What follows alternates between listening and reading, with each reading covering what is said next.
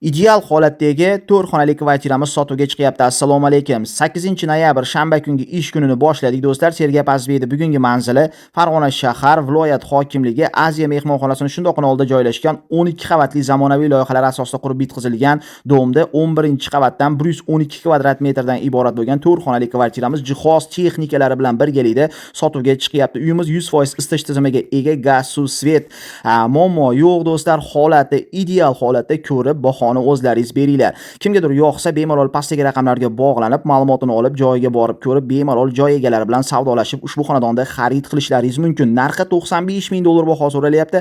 Albatta o'tib beradigan joyi bor. Uyga maktablar, bog'chalar, magazin, apteka, poliklinika, bekatlar, ovqatlanish zonalari yaqin.